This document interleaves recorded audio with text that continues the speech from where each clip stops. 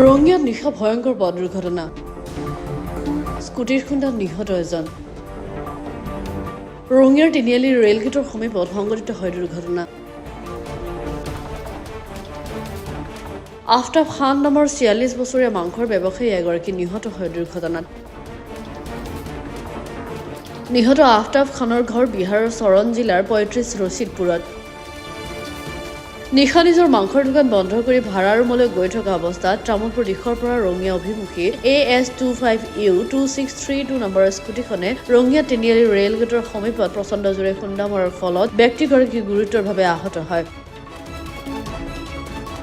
দুৰ্ঘটনাৰ খবৰ পোৱা মাত্ৰকে ৰঙিয়া আৰক্ষী ঘটনাস্থলী উপস্থিত হৈ আহত ব্যক্তিগৰাকীক ততাতয়াকৈ ৰঙিয়াৰ এখন ব্যক্তিগত চিকিৎসালয়ত ভৰ্তি কৰে যদিও চিকিৎসকে ব্যক্তিগৰাকীক মৃত ঘোষণা কৰে পৰৱৰ্তী সময়ত ৰঙিয়া আৰক্ষীয়ে মৃতদেহটো চমজি লয় আৰু পুৱাই মৰণোত্তৰ পৰীক্ষাৰ বাবে গুৱাহাটী চিকিৎসা মহাবিদ্যালয়লৈ প্ৰেৰণ কৰে 8:30 9টামান বজাত শুনিছোঁ যদি এক্সিডেণ্ট হৈছে এক্সিডেণ্ট হোৱা বুলি ক'লে ৰাতি আৰু স্বাস্থ্য কেন্দ্ৰত আহিলোঁ চাবাক লাগি চাবা আহিলোঁ তাতে দেখাই নাপালোঁ বুঢ়ী ইয়াতেই লৈ লিয়াত কি গাড়ী খুন্দাইছে স্কুটি বুলি কৈছে স্কুটি খুন্দাইছে ক'ৰ ল'ৰা হয়